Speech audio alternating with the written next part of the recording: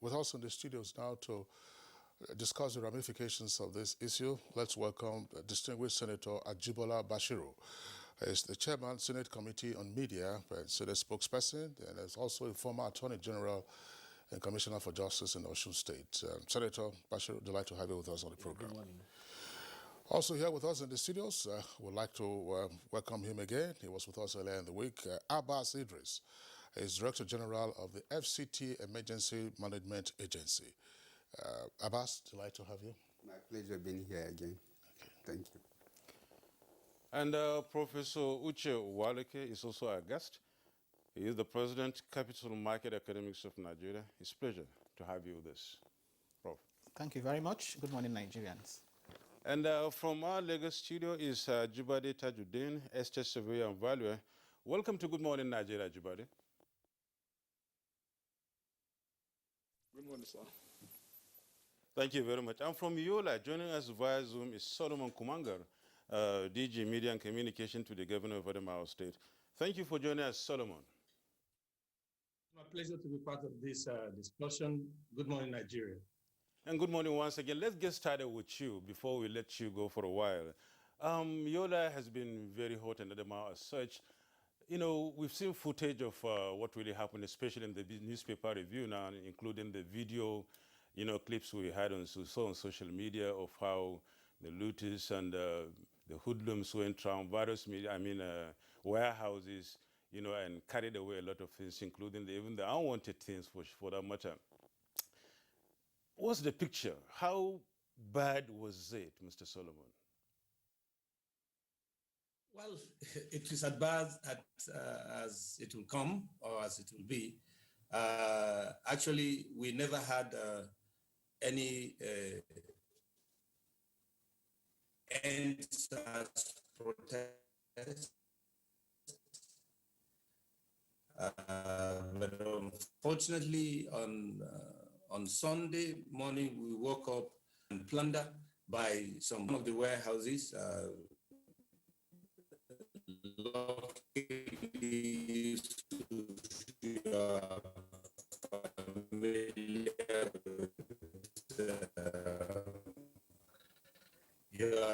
from Adamawa, Kwanangwaya. Yeah, we'll get back to you, Mr. Solomon, when the situation improves, when the network improves there. Just hold on for a while.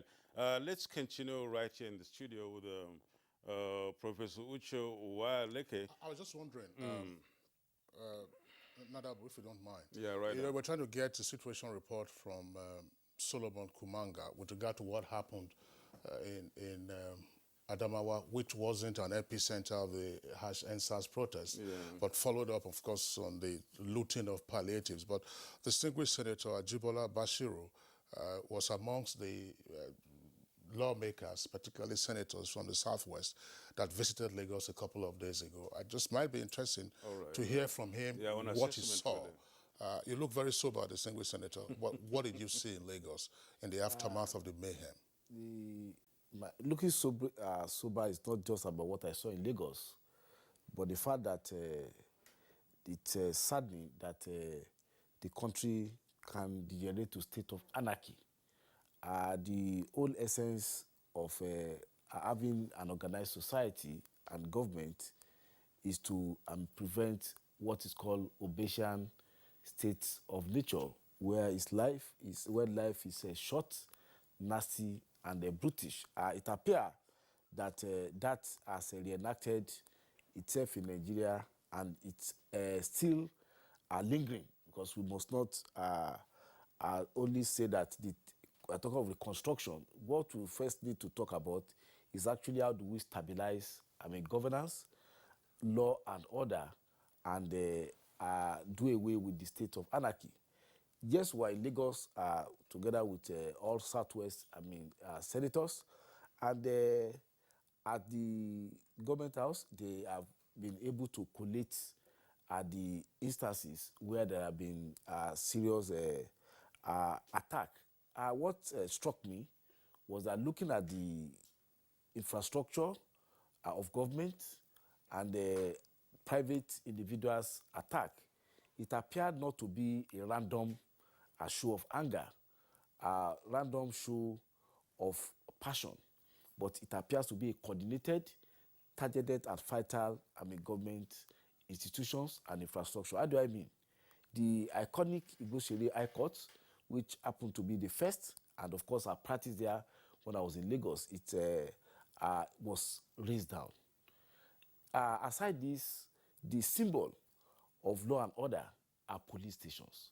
A number of police stations, quite substantial number, were completely, raised down. And the effect of that is that it has affected the morale of many of the Nigerian, police. It's like there's an Arabic poet that said that if anything is dirty, you use water to clean it. If water is now dirty, what will you use, to clean, water? So if symbol of law and order and peace in our community are being subject to such, virulent attack, you also know, we also saw incidences of a killing in a very, very terrible manner of policemen and officers. Then you also saw the City Hall of Lagos, which is one of the heritage, the palace of Olowo Eko, that's the King of Lagos. We also saw the saddening aspect is the burning of the BRT buses. According to the governor, they were just purchased. Nobody has even used them, and they were raised down. Before I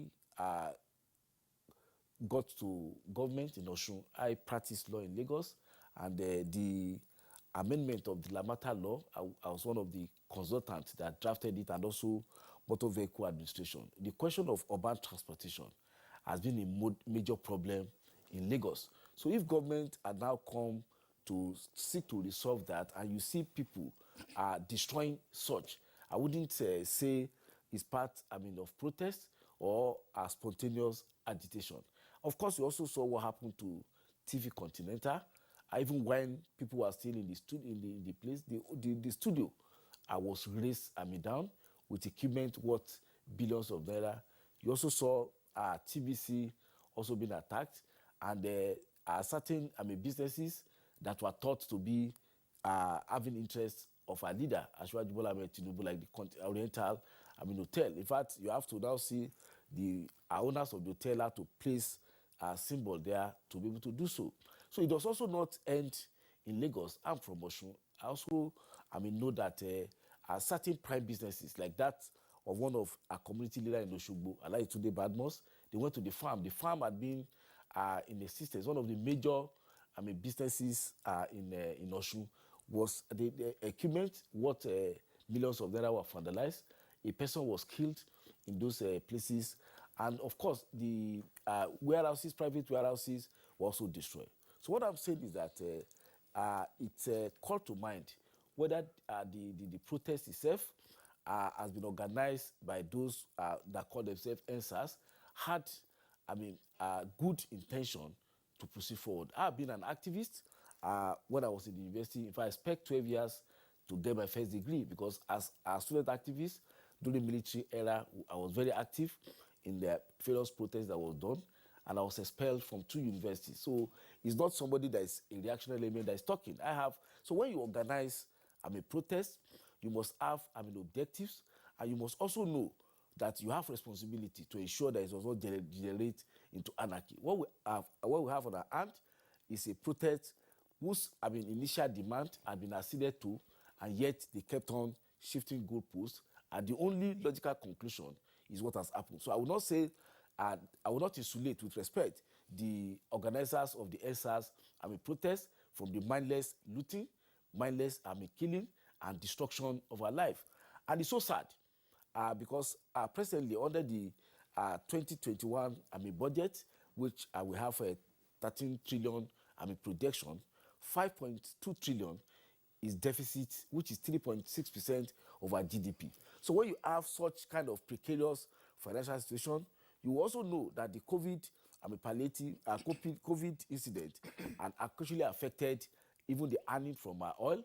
Even the our production has been cut to about 1.86 billion. So we have already a precarious economic situation, which is now being exacerbated by the lack of plan and lack of clear foresight on the part of even the organizers of the protest. I don't have any problem in people organizing protest, but protest cannot be an instrument for regime change. Protest should be for certain, demand. And in a democratic society, the only recognized means by which you can change a government is by contesting power through democratic process. I think that's my overview of what is happening. That's a good one, Senator Sirajuddin Ajibola, and very nice insight indeed, having to even get to know that you were, a protester, if I may use that in quotes, all the while, given the fact that you're an insider in this kind of situations. I was about to ask at the beginning for all of us to really get to have a feel so that we can now know where we're coming from. We're talking about reconstruction, science, reconstruction and rehabilitation and the rest of them. Let me get back to you, Professor Uche Walike. You saw some of these things happen on social media. Some of them you saw them firsthand. How bad were they in your eyes? Yeah, quite bad. I think it's something that every well-meaning Nigerian should condemn. I am referring to the destructions that took place. An otherwise peaceful protest, became hijacked by street boys living in its trail. Destructions, not just property, but also lives. And for me, it's quite sad because it's coming at a time when the economy is still reeling from the effects of the negative impact of COVID. We've seen in recent times a spike in inflation rate to 13.7%. We're also witnessing high rate of unemployment, again due in part to the COVID-19. If you also look at one other major indicator, Purchasing Managers Index, it has also remained below the 50-point threshold. But be that as it may, what has happened now has tended to roll back, some of the modest progress that the country has made in the last few months.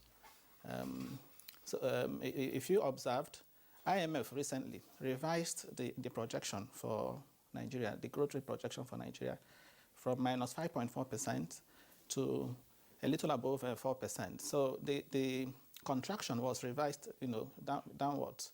Along the same line, or in a similar vein, Fitch had also given Nigeria affirming not only the B grade we had in May, but also said that in terms of outlook, Nigeria's outlook was stable, from a negative position. So it would appear that things were beginning to brighten up gradually. And it was on the strength of that the 2021 proposal even projected that the economy was going to grow by 3%, in 2021.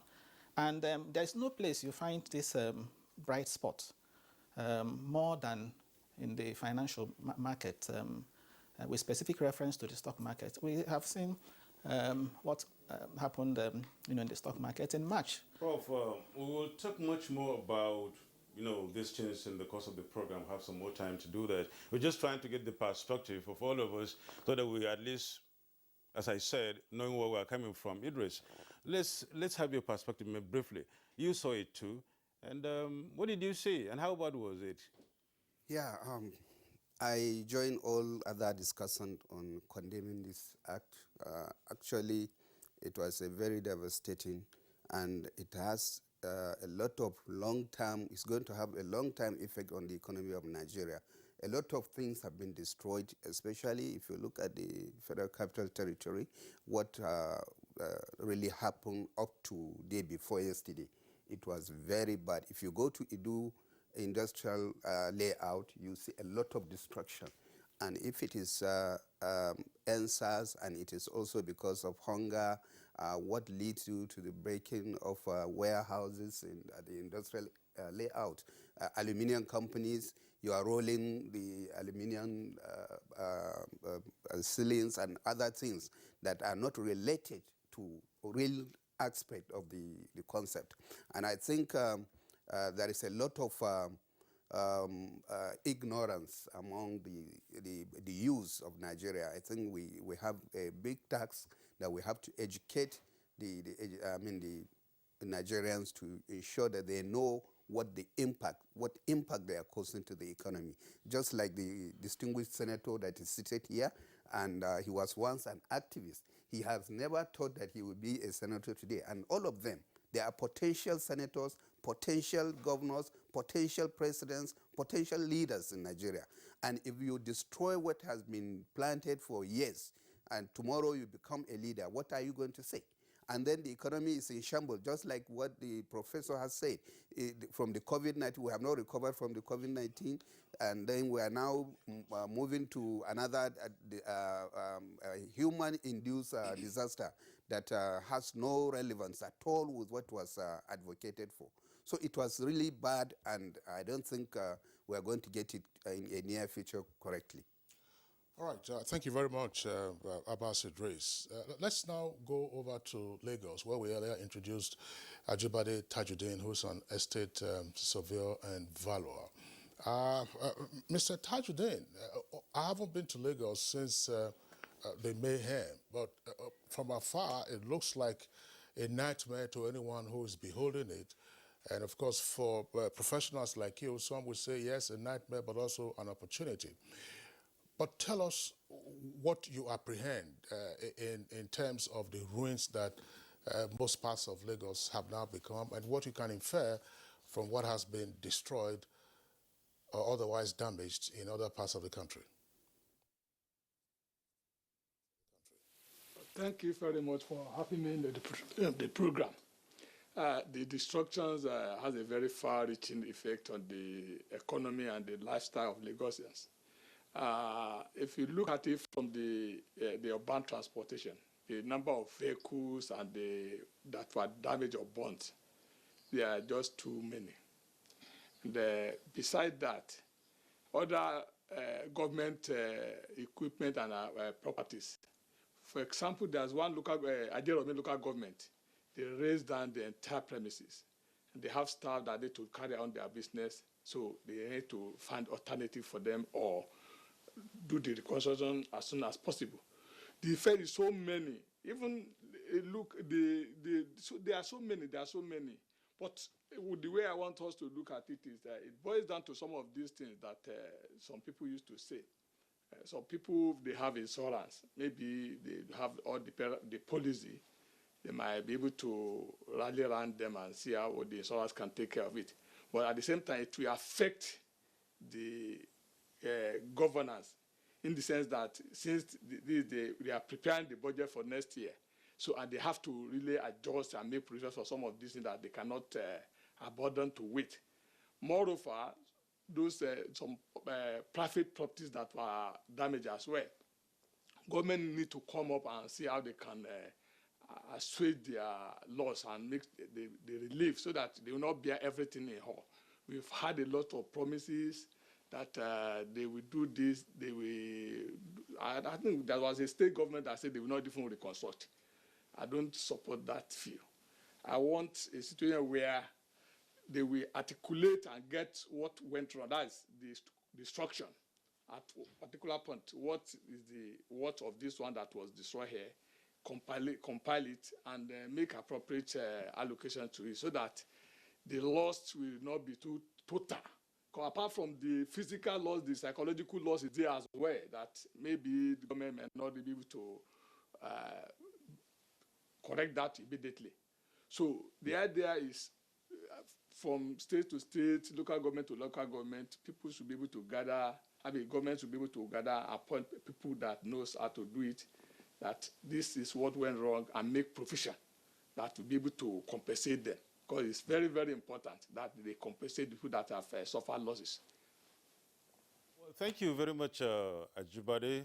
It seems we are ready. We can still get down to Yola now and talk to Solomon Kumanga. Solomon, are you there with us? Now, we've started talking, and then unfortunately the network went bad. But all the same, we can get started from where we stopped. You are giving us the picture of what happened in Yola. Summarily, can you do that for us before we get down to talking about how you're going to go by it?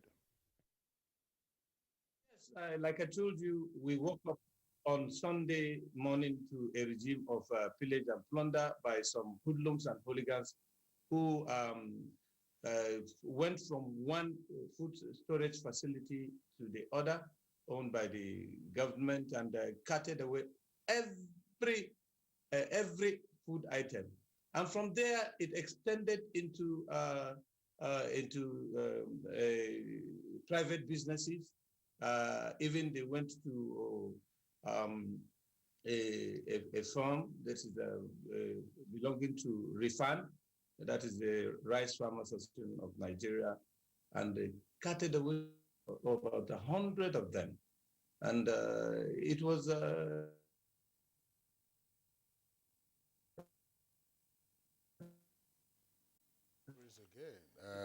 Yeah, we have a problem there. Since Yola has become a little bit stubborn, but all the same, we hope and pray that it's get to normalcy in the course of the program.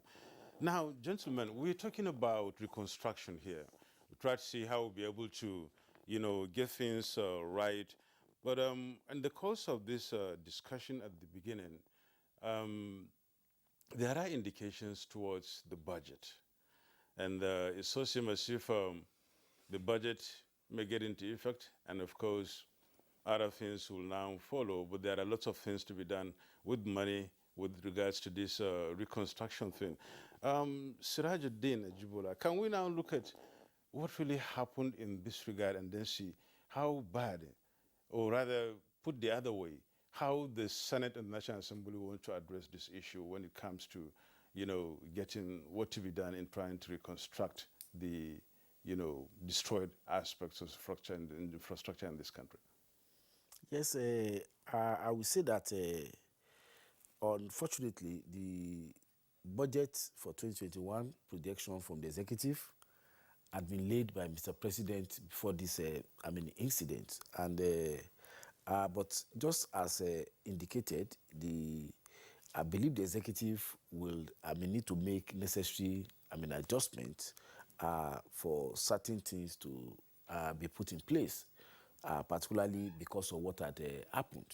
But of course, what is very important is first to even do an assessment of what has occurred, and the other issues which the some of us senators, because we have not met on the matter, is that possible support by the federal government for state whose infrastructure and of course the FCT affected by them. Then in terms of the businesses affected by the looting, it stands to reason that if there would the businesses would not shut down, and some of them leading to serious unemployment, there should be some of fairly viable support for businesses affected by the looting. And I think some state governors are already working in that direction. I read that the governor of Kwara had indicated a fund to be set up to support businesses affected by the looting.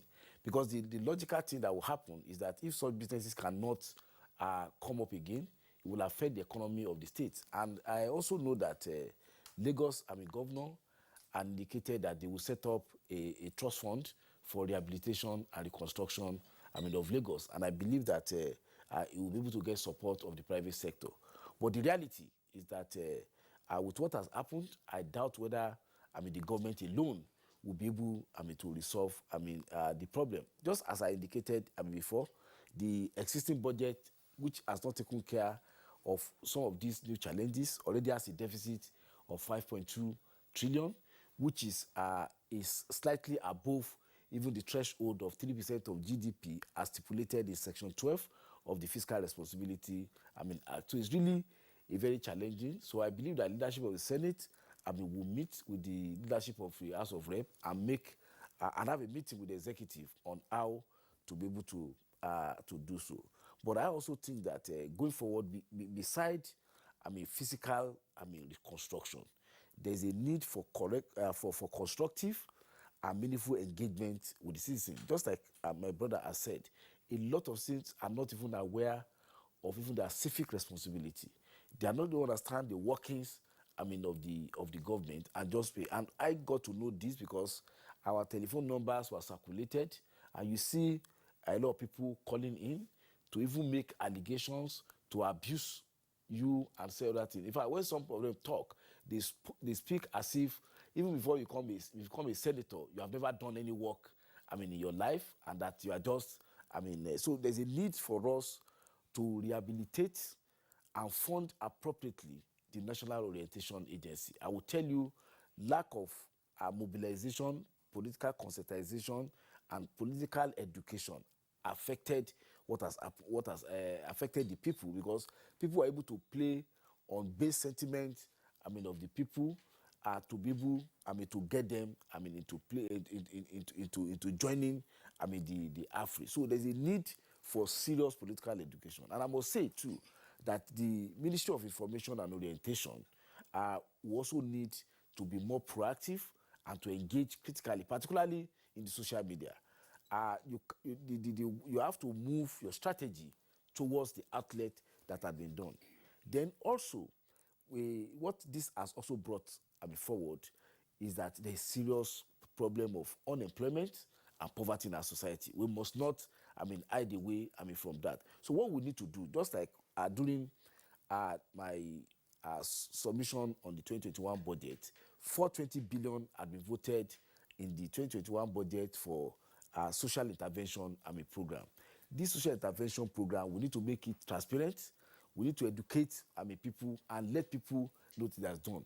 But beyond the social intervention, there's a need to look at the curriculum of our universities and the colleges. We are training people, bringing graduates without tailoring them to the needs of our economy. The colonial perspective of education was to train middle-level personnel for purpose of managing businesses. Those times, businesses were not much. We need technical education. We need to train our people to be artisans and to be productive in the real sense. The reality today is that less than 15% of Nigerians are productive. We only circulate whatever comes from the government. If we can get even 40 or 35% of our people, particularly the youth, to engage in productive activity, it will increase our GDP, it will make revenue available to government, and it will expand. So we must look at our curriculum. We can't just be training people to come out and look for office job. There's no office job again. Productivity, and constructive engagement of the people is part of what we'll be looking at in reconstruction and moving forward. Thank you. All right. Thank you very much, Senator Ajibola Bashiru. The number of points that you have raised are very important. But just to indicate, for instance, in terms of engagement, I think that you must also have caught a glimpse of that. Some state governors have already started their interaction with youth, or your state, Ogun State, and I think Edo State has also done, yes, Osun has also done that, and Edo State has also done that. The other issues you raise, we'll try and tackle them going forward in the course of the conversation. Professor Uche Waleke, let's bring you in here one more time. Looking at the financial implications of the havoc that was wreaked in just a matter of days. By the way, let's face this. All of this happened probably less than a week when you had storms in different parts of the country after the discovery first of the warehouse in Maza, and then the other thugs and looters just went haywire in different parts of the country. How might we, as a government, as a country, begin to contemplate addressing the core issue of reconstruction? Because without reconstruction, businesses are going to be paralyzed and the economy will suffer for it. So how do we begin to address that, say from the financial point of view?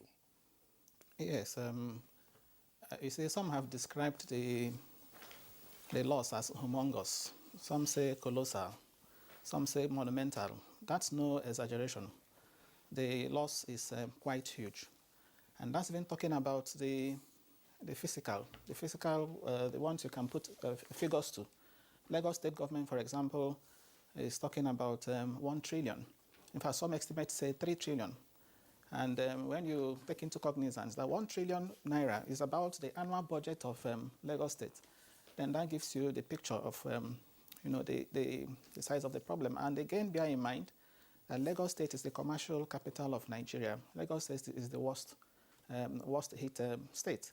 And it also sends kind of wrong signal to the international community. So I also see what has happened affecting capital inflows in the near future. Foreign investments, of course, is going to be affected because of what has happened. Now, overall, nationally, the loss is quite huge, and that's why I think that the earlier the government began to work it in, within the budget they've submitted, the better. We have a budget size of about 13.08 trillion, having a deficit of over 5 trillion.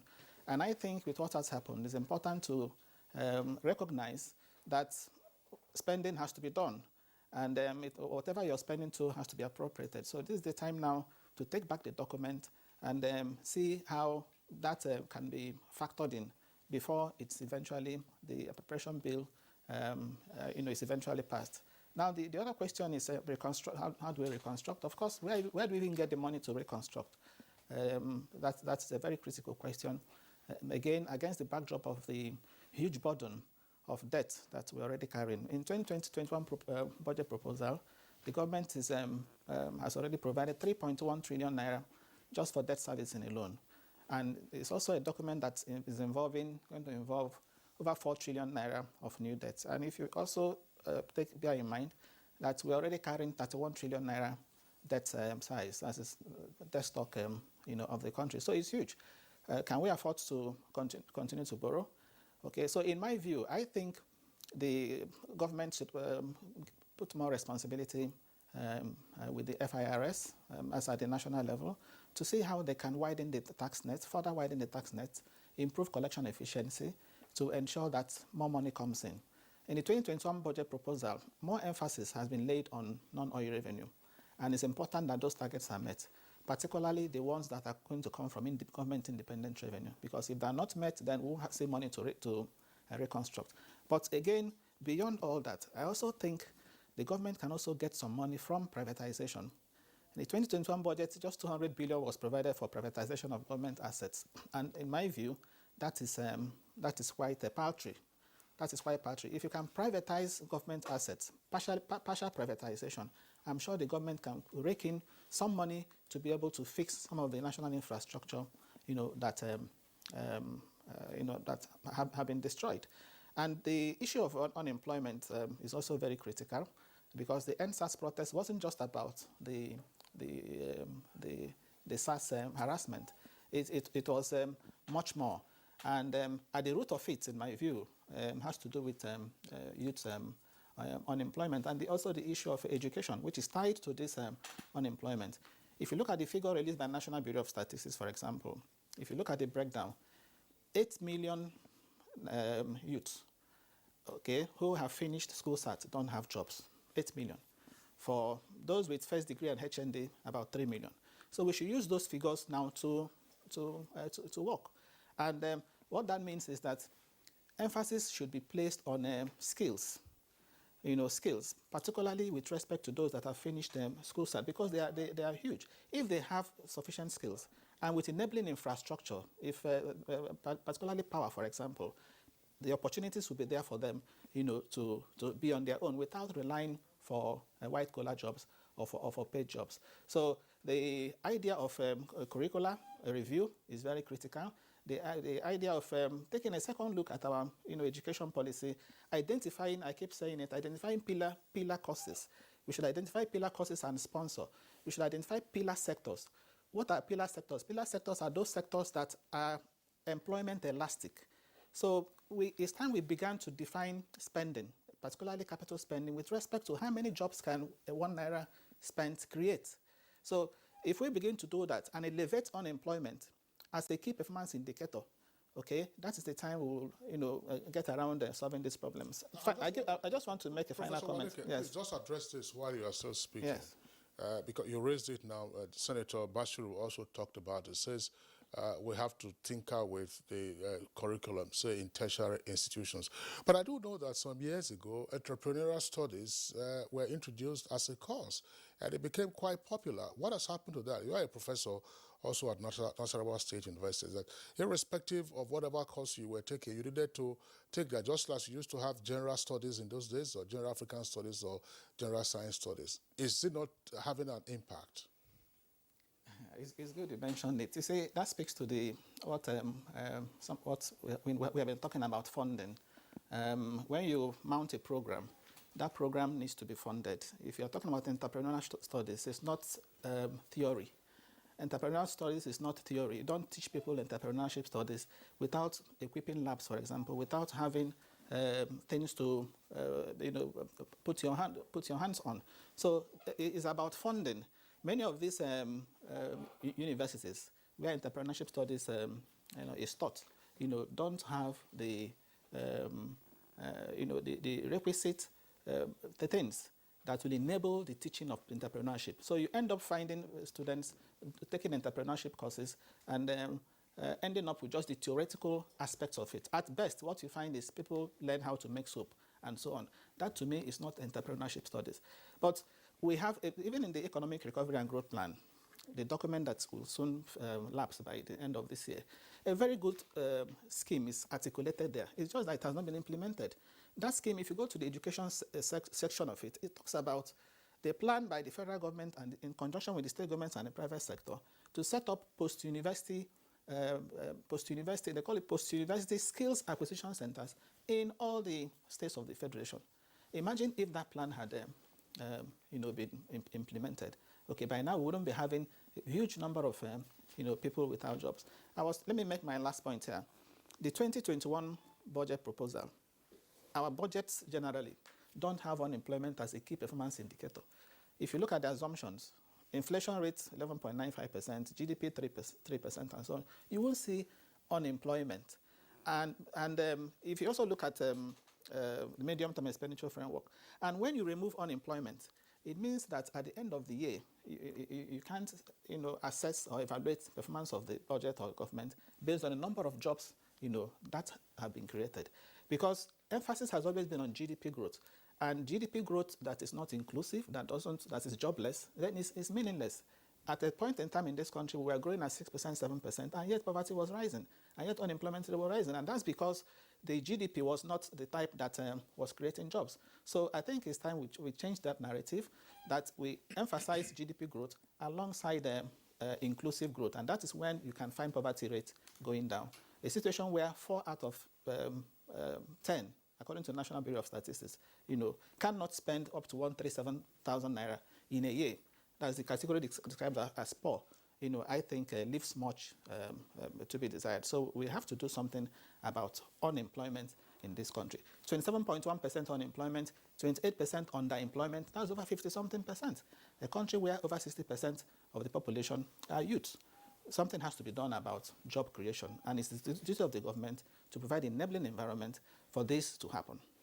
All right, Professor Uche Waleke, thank you very much there. We'll return to you. Now, you saw a moment ago on your screen Solomon Kumanga rejoining us via Zoom. But Mr. Kumanga, what we'll do, very briefly, you can dispense with the intro as to what happened at the very beginning of the mayhem in Adamawa. We saw some of the footage, young persons pushing out tractors and other items and other places that they vandalized. What is the situation now in Adamawa? We know that your state governor made a broadcast threatening that if the looted items were not returned within a determined time, then he will issue an executive order with severe consequences, including revocation of CFO and demolition of houses where those items are located by law enforcement agencies. What's happening now in Adamawa? Thank you. Calm has returned to Adamawa State after the governor imposed a curfew. And relating to the recovery of some of these looted items, the governor has actually signed the order. It is cited as Order number 2 of 2020 on the recovery of looted materials by hoodlums and thugs in Adamawa State. And as we're talking now, already the house-to-house search has already begun this morning.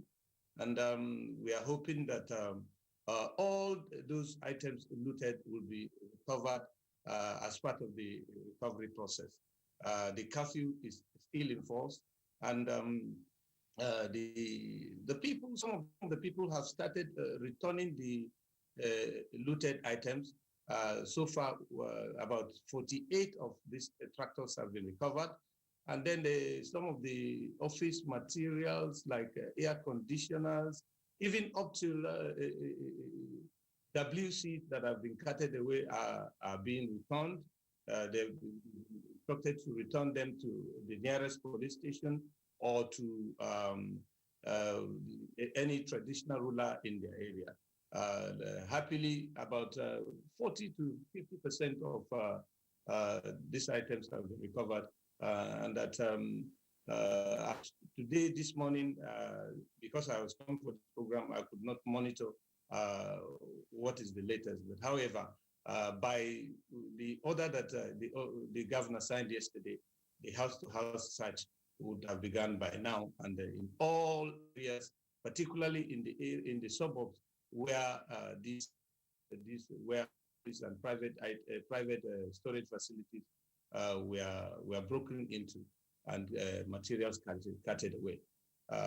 Hopefully, with the help of the security agencies who we must very, very seriously, CAM has returned to Adamawa State, and no other facility has been broken into since and the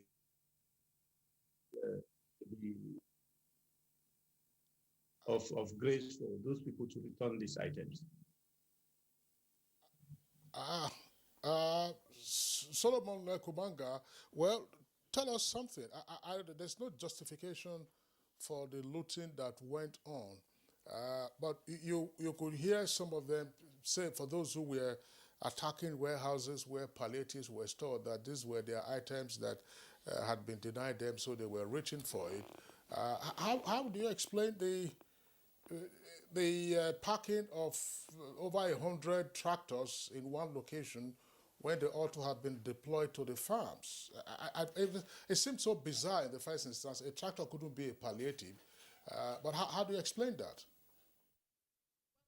Actually, the tractors belong to Refund, like I said, Refund under the auspices of the Northeast Commodities Association, and it is not for the government. It is actually part of the agricultural program of the federal government. It is connected to the anchor barrels, but unfortunately, these tractors have been kept to be given out to farmers on loan. So it is not that of the government. However, because it belongs to Refund, that does not mean the government has no interest in it. But the truth of the matter is that regarding the issue of palliative or those food items that were stored, Adama has been grappling with several emergencies, and we cannot afford to leave our stores with without minimum stock of food. You know that Adamawa State is grappling with the challenge of the insurgency, the Boko Haram. We have the issue of the farmer-herder clashes. We have community disturbances. We even have natural disasters. And so we cannot afford to leave our stores open. It is not that these palliatives have not been given out. The governor has opened the stores 4 times when the COVID pandemic broke out, and had given close to about 4,000 bags of rice that were distributed to 226 wards of the state. We have done distribution of relief materials and palliatives about 4 times within just about 4 to 5 months when this issue broke out. So the issue of saying that these items were their own, that were not given to them, is neither here nor there. And okay, when they carted away the food, what again is the excuse for them to have gone into private facilities like the tractor warehouses of Rifan, for instance. So I mean, the whole thing is like the governor said, it was a declaration of war on the people, and we couldn't just explain. Mr. Kumangar, it seems as if before we let go of you and then before the network gets bad, anyways, even though we're not praying for that. But we're talking about, you know, the curfew. Is it in place in the first place? Number two, let's look at the quantum of destruction and the losses that, you know, took place in Adamawa State. You have an imagination, or rather, can you just have an idea of how much the loss or the losses is in Adamawa State so that we can talk about reconstruction and rehabilitation in this very state? It is still the morning after in Adamawa, and we are in the process of counting the material and financial cost of this mayhem. I can tell you with every degree of authority that the curfew is still in place, and that only yesterday the governor had gone around all the about 15 facilities that were broken into and destroyed. And we are just in the process of putting together the cost. But if I can hazard a guess, it would be in the region of billions, And you know that Adamawa State is not an oil-producing state, and therefore we will have to go cap in hand again, begging in order to activate the recovery process. It is just unfortunate that this has happened. And again, the governor has activated a process of economic recovery. We have just been, he has just introduced a lot of economic measures so that Adamawa State can come out of its indebtedness. That is for one. And businesses can also thrive. But with what has happened now, it has set the hand of the clock backwards. Therefore, it's just unfortunate, but the governor is determined that we will recover from this. And he has set in machinery in motion, especially with the house-to-house search now. And that is the beginning point. From in the next few days, I'm sure the government... All right. Solomon Kumangar, thank you very much. Of course, we'll return to you in the course of the conversation. We don't have to take a short break now. When we return, we'll continue with the conversation and also take some of the tweets that have come in from our viewers. It's Good Morning Nigeria.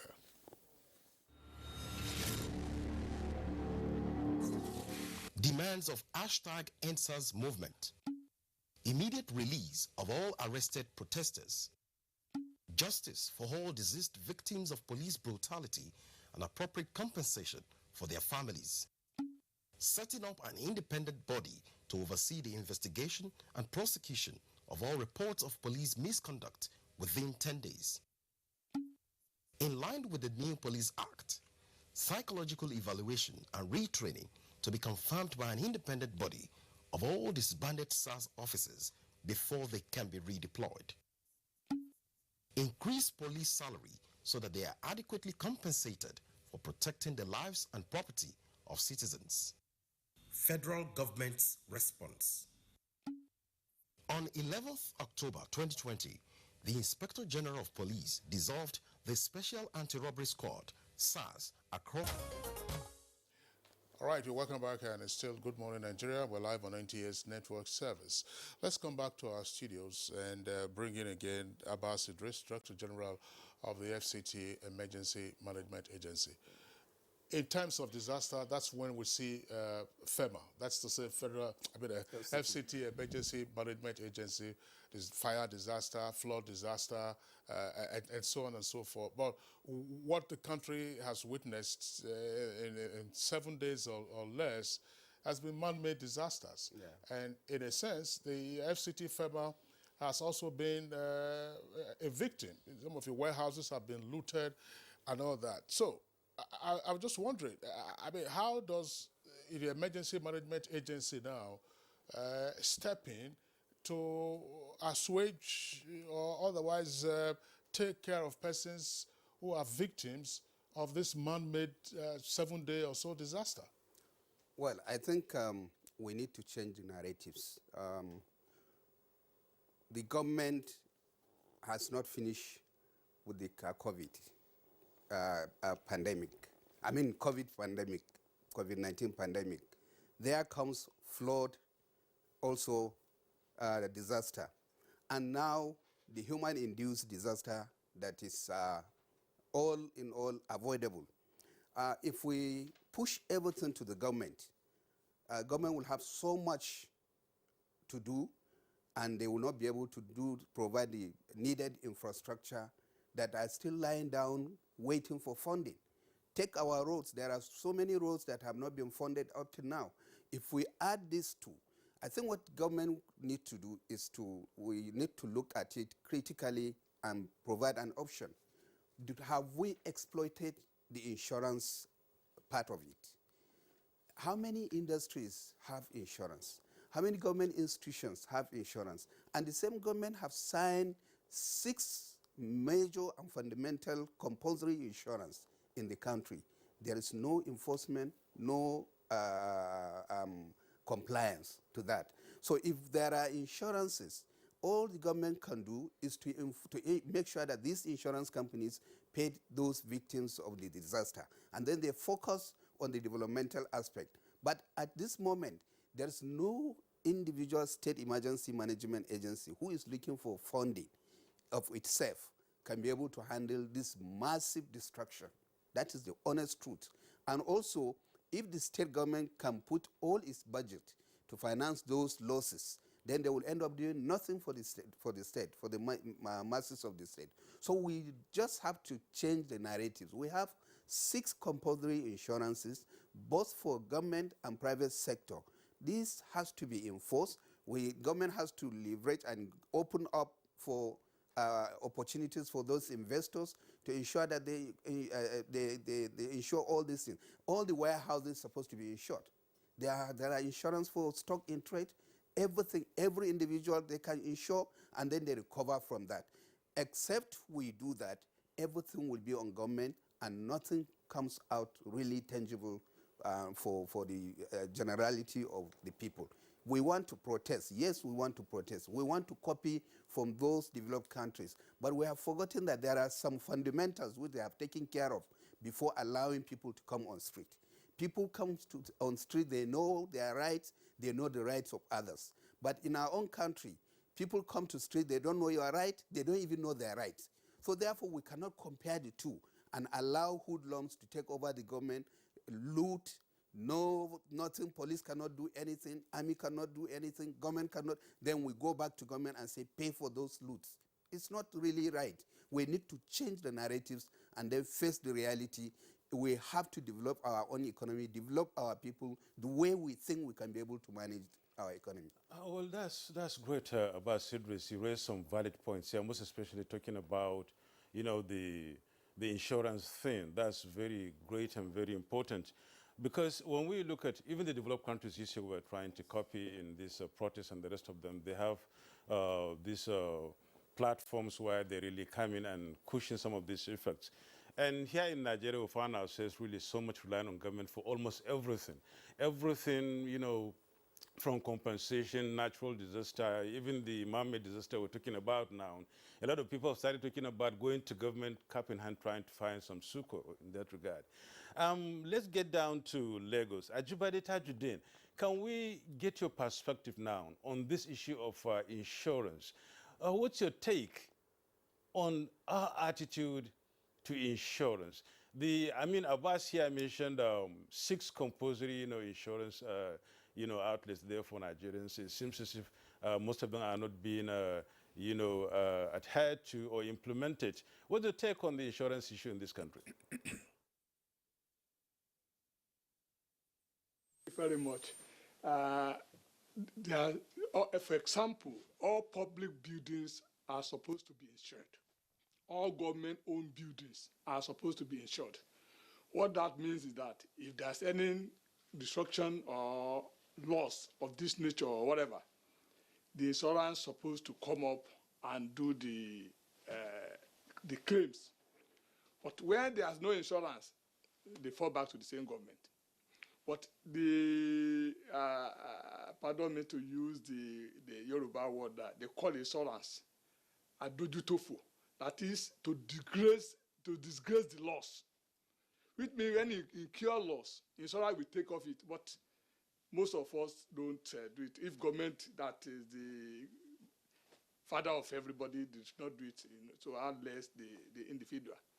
Ditto, for example, too, if you have a motor vehicle, under the law, you are supposed to have either the third-party policy or comprehensive. But if you, in case there is a loss, but if you don't do it, if the loss occurs, we don't have something to fall back on. So it's like a general attitude in this part of the world that we don't lay much importance on the insurance. And when the emergency occurs, we now all face the problem. Had it been most of these or all of these assets that were burnt or destroyed were insured, the insurance will take it from there. But be as it may, because that is the nature of our attitude, whether individual institutional approach to it, because of the level of our economy. A lot of people are struggling to survive. So let alone set aside a certain amount of money to do the insurance. What I want us to get is there's some people will just estimate value. They say the asset destroyed in so place is X, Y, naira, or million, or trillions, as the case may be. How do you know? So that you not just be giving a guess value. Because if things happens like that, there are some people that are trained to ascertain the worth of those assets. And by their training, they will be able to come up with these are the things that happen at this place. So that we not give room for other, I don't know the right word to use, so that the Nigeria system that they say, okay, we have said it's something trillion, so the next thing, the whole money will go again. But the general attitude of insurance should be very, very, all of us should, at least what is happening now has opened eyes, that it's not something that say, not will happen, not will happen. If something happens, to call what happen? So we pray such things do not continue to happen, but it happens once in a while like this. And when it happens, it causes us napping. So insurance is very, very important, and we need to know before you insure, because that's another issue that I have a friend, some friends that are insurance people. When damages occur, issue of adequacy of insurance, another matter. Whether you do it properly or you just do it for doing sake. Because even if someone wants to come in, they will not do more than what is necessary for them or based on what you disclose to them. So, and there are procedures for us to get things done properly. It's part of the institutional problem we have that we don't, for example, you see a lot of buses, public buses in the road. Most of them don't have any journey paper. If something of this nature occurs, how would they make claims? Because they are not properly recorded. So it boils down to it's a circular thing that goes around everybody. If I don't do my own, another person doesn't do it, and if it goes around like that, all of us will suffer the harms. God forbid. Well, thank you so much, Ajibade, for that insight. And let me get across to Prof. Let's hear your perspective on this issue. The COVID-19, for instance, exposed some of the lapses in the health sector in this country. Now, these recent developments in, the past few days, 4 or 5 days, thereabout a week, has exposed some of the lapses too in the insurance system in this country and how to address certain disasters that may occur. Our attitude to insurance has not been positive, as he said. We've always taken it as a thing that should be done because it's been said we should do it. And he also, linked it to our level of poverty. We complain while we're trying to survive, and some people are saying we should set aside some money in order to save or give it to insurance companies. How do you see that? Well, I've had people say that what has happened, even though bad, well, to begin with, of course, our condolences go to those whose families who lost lives, whose members lost lives in this crisis. I've had people say that what has happened is an opportunity to increase the penetration rate of insurance in Nigeria. Of course, it's very, very low. Insurance uptake is quite low in Nigeria, and one of the reasons why that is so is because of the low level of awareness. And that's why today, if you go to our educational institutions, you hardly find universities that, or rather there are very few, that offer insurance, as a course. It's not an attractive area, and that's because of the, as I said, the level of awareness. One theory of insurance is based on the fact that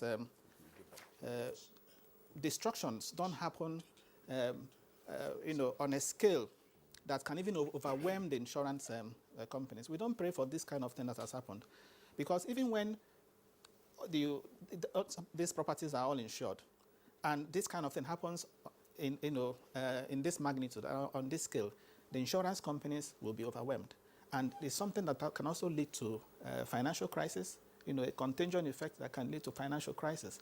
So, as I said, it's not something we pray for. But I'm happy that the government, talking about health now, in the 2021 budget proposal, compared to previously, the allocation to the budget sector, particularly the capital component, budget and education, witnessed some significant, improvements.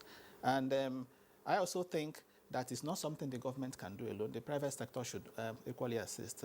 The good news is that some of them have started making some efforts. Access Bank the other day announced it was bringing out 50 billion naira, non-interest facilities.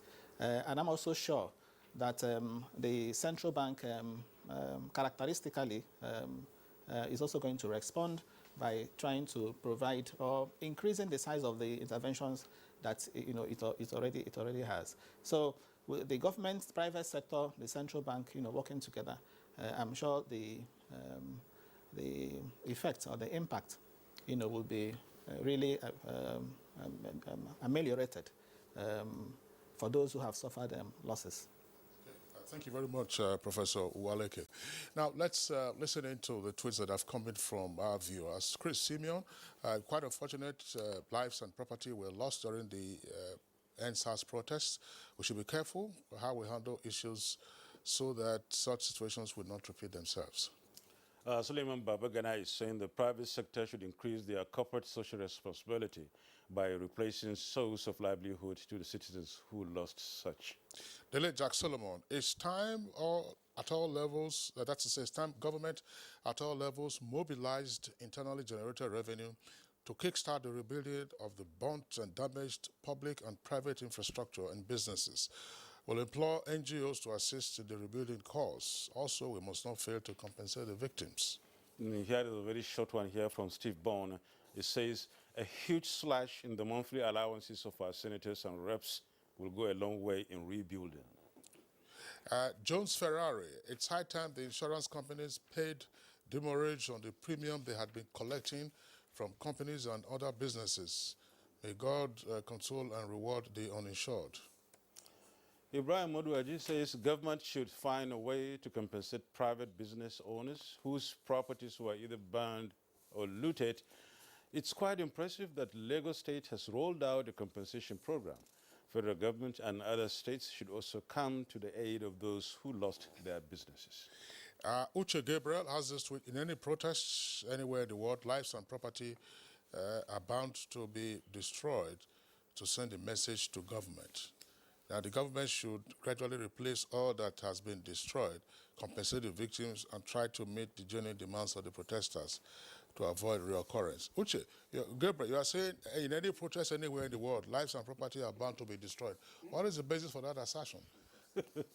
That's anarchism, isn't it? That's a big one anyway. Yes. Now, Usman Banu Kantu says anti-SARS protests resulting in economic devastation in most southern states in Abuja should inspire those states to draw economic recovery plan and implement same.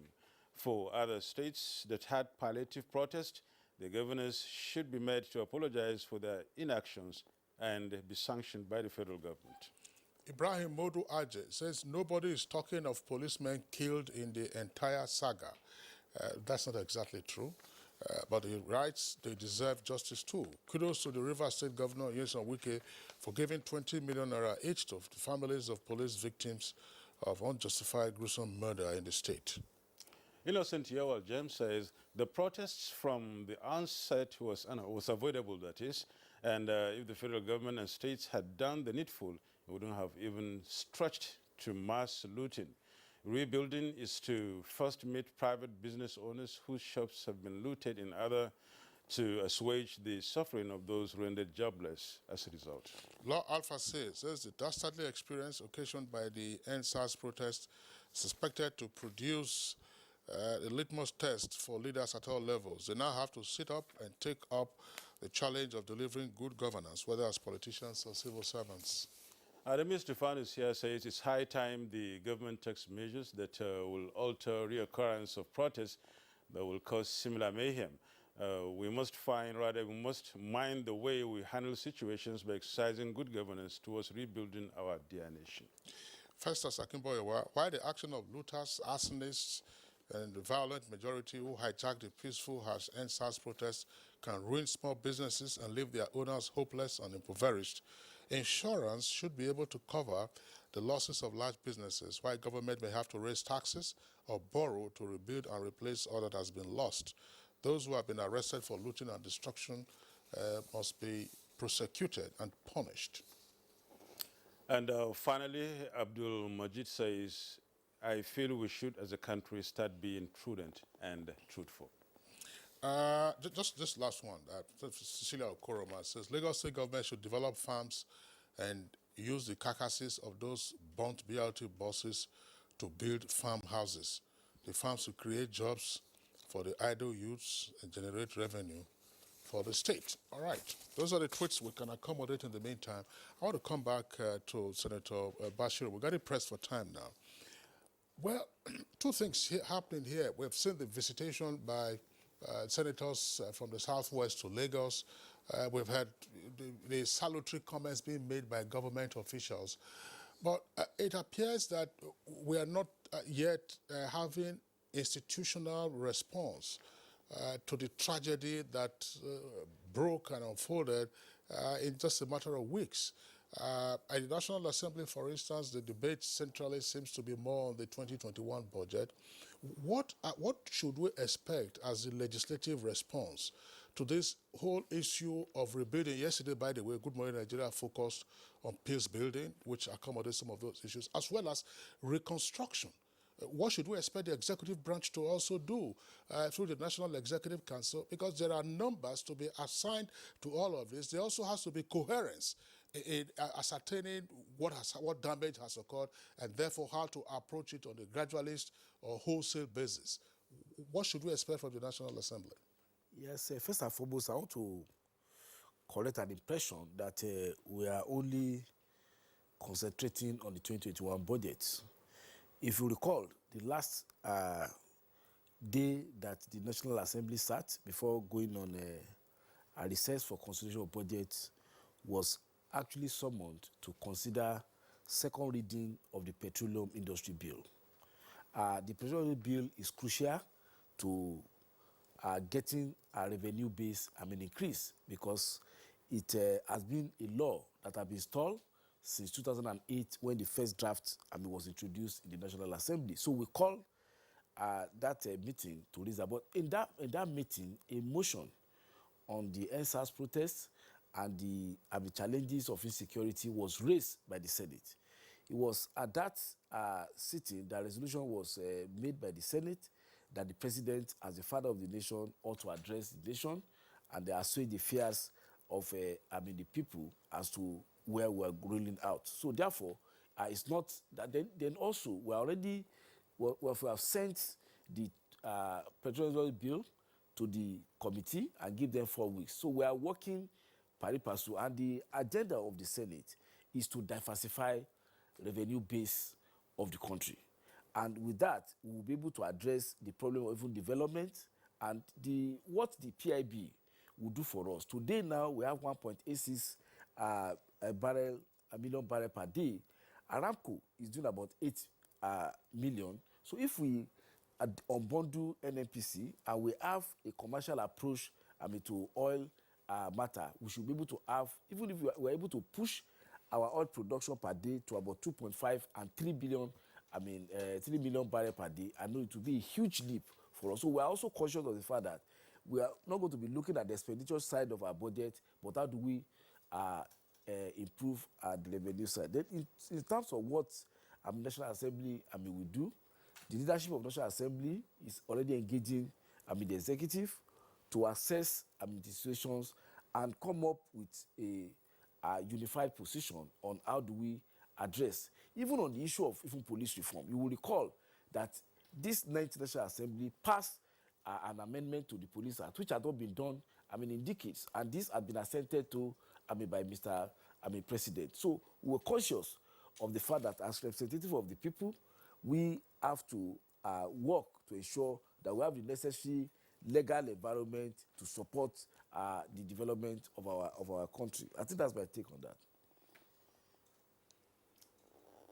And thank you so much, Senator Ajibola Basiru, for that insight. We're running short of time, gentlemen.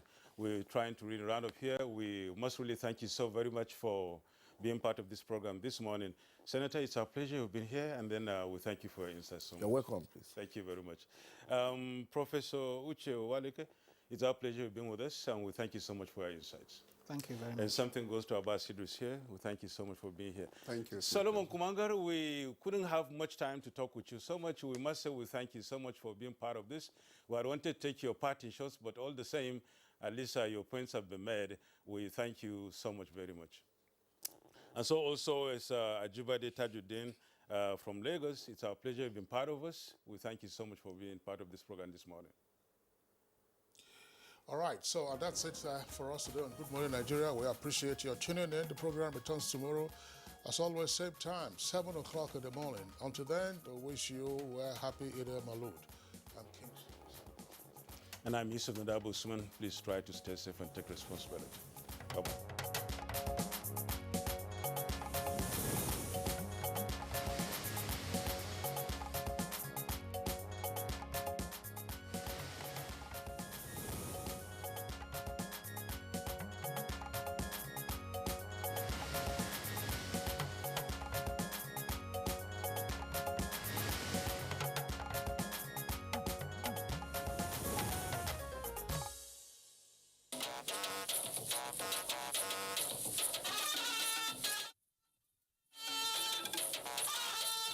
NTA News. When the news breaks, we mend it